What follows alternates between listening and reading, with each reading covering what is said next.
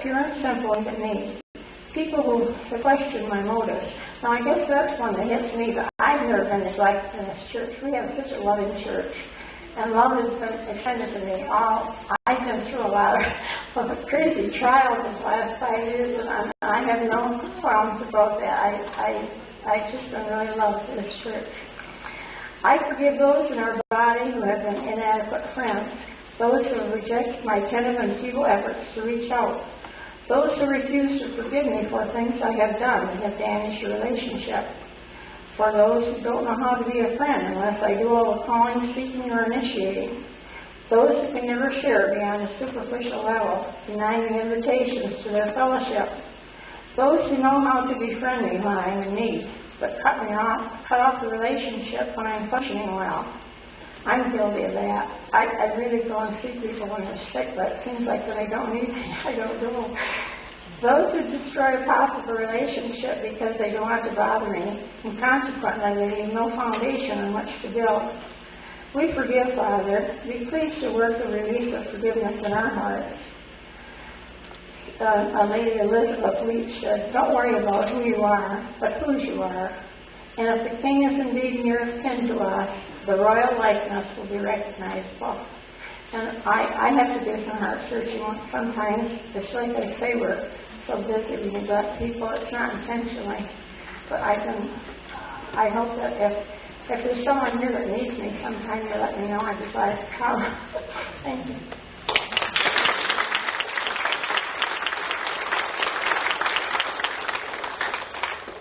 Thank you, Florence. Linda Kirsten is going to play and sing for us. And I'm using this mic.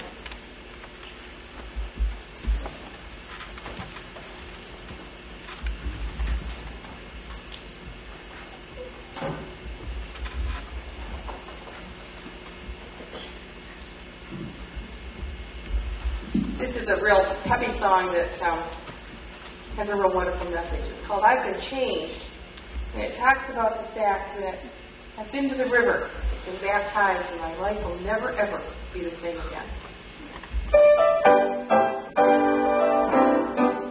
Well, I've been to the river, I've been baptized, I've been walking the blood of the Lamb. I've been changed from the creature that once I was, and redeemed is now my name. I've been changed, I've been newborn, all my life has been rearranged. What a difference is made when the Lord came to stay in my heart. Oh yes, I've been changed.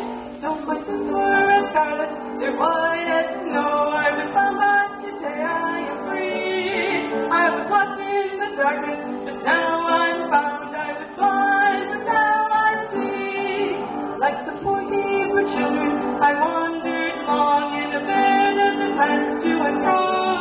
But I crossed over Jordan to Canaan's land where the milk and honey flow. I've been changed, I've been newborn, all my life has been rearranged. What a difference is made when the Lord came to stay in my heart. Oh yes, I've been changed. Like the poor or the last in his presence, I stand above, he was like all the tears from my eyes. And I thank him for giving a wretch like me that we hope beyond the sky. I've been changed, I've been newborn, all my life has been rearranged. What a difference is made when the Lord came to stay in my heart. Oh yes, I've been changed, I'm changed.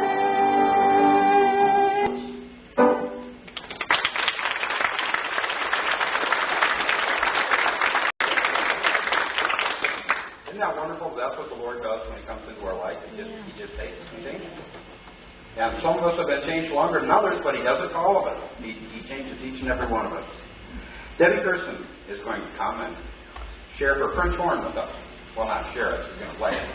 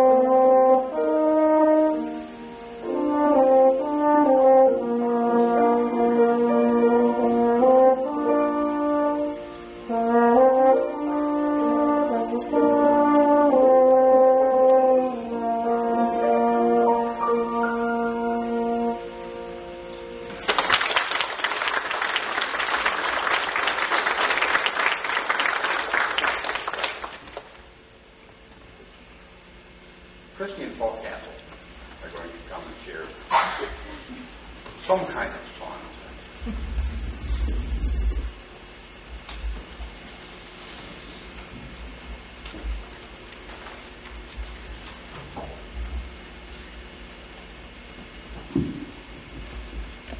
This is a fun song, but it's got a message to it.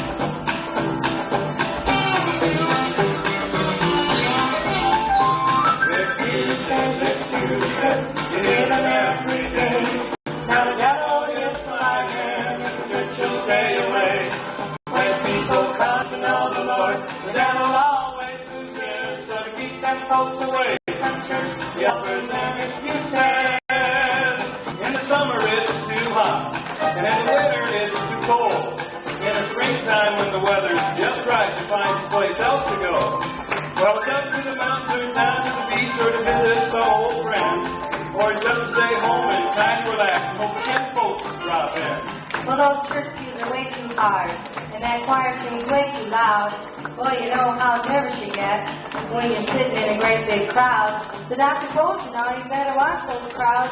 They'll set you back. But you go down to that old ball game because it comes just to relax. Well, a headache Sunday morning and a backache Sunday night. But my work time Monday morning, well, you're feeling quite all right. While one of the children has a cold. Pneumonia, do you suppose? Well, that whole family had to stay home just before that poor kid knows. Excuses, you hear them every day. Now the devil is supplying, if the church will stay away. Let people come to know the Lord. The devil always does this, so to keep them folks away from church, he offers them excuses. Well, that preacher is too young, or maybe he's too old. His services are just not hard enough, or maybe they're too bold. His voice is much too quiet like, sometimes it gets too loud. He needs to have more dignity, or else he's way too proud. Well, the sermons, they're too long, or maybe they're too short. He ought to preach the word with dignity instead of stomping short. Well, that preacher this week, God must be the world's most stuck-up man. While one of the ladies told me, he didn't even shake my hand. Excuses, you hear them every day. Now the devil is supplying, if the church will stay away. Now people come to know the Lord. The devil always does this, so to keep them folks away from church, he offers them excuses. So to keep them folks away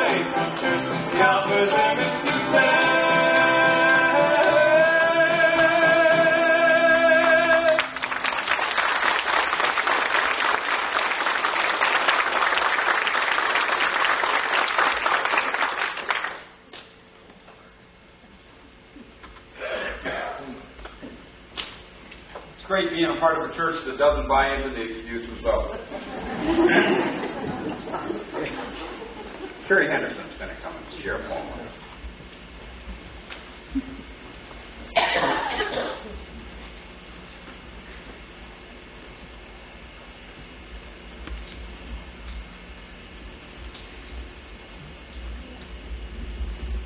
I've been thinking a lot about Pastor Castle's sermons on prayer lately. I myself have always prayed, but I don't know if I took the seriousness of prayer till this past year. It seems like since my back surgery, my mind's been going in 100 different directions. I was thinking the other day how serious it was when the Pledge of Allegiance was wrote and how it said, one nation under God, and how our money is written on it, in God we trust. In my heart, I feel we've gotten far away from what's really important in life. It really shook me a few months ago when I heard of the Freedom of Choice Act that they were to propose and all the other changes our country has taken on in the last few years. At this time, I wrote this poem and sent it along with a letter to the President. I didn't really think that it would get into the President's hands, but I thought maybe it would speak to someone's heart along the way. I did get a response, but then Nathan said, Mom, she says, I don't want to make you feel bad, but she says, you know that letter? She says, everyone gets that type of letter in the stamp, or the President's signature. Well, it's just a stamp. And, well, she was right, because on the news the next day, I heard about the President's mail and how it's taken care of. He said that, or they said that there's more mail this year than in any other presidency in history, but you are still a number and your vote does count. I sometimes fear for my children's future unless we get back as a nation to what this country was founded on, and that was the Lord. And the name of my poem is The Need to Return. We need to get back and restore our nation. We owe it to our children. We have an obligation. We have heritage. We once stood proud and tall. God would stir our conscience. We'd answer to His call. But over the years, life has taken a wrong turn. Family values are the least of some concerns. Many marriages aren't strong because vows are broken. Respect and consideration are not often spoken. Crime is on the rise and people live in fear. And children wonder, is there any future here? Alcohol for many is just a retreat. Life seems too hard and they get weak. People turn to drugs, they think it's a magic potion, when later to learn it just messes up their emotions. And it is sad the day suicide people choose, when this is the day so many will lose. Abortion's an issue that once was not heard. Gay rights back then was not even a word. We have seen it all as we watch our world fall, but there is good news if God hears our call. He says He will heal our land if we just take a stand, but we must turn around and look heaven-bound. If we seek His face, He will give us grace, and if we humble ourselves and pray to Him, He said in His word, He will forgive our sins, and this is the day we all win.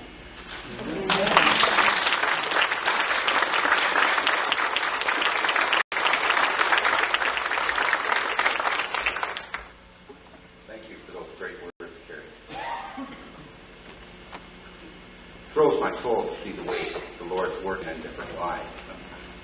Makes me excited. Ivory Wilson is going to come and offer us a piano solo.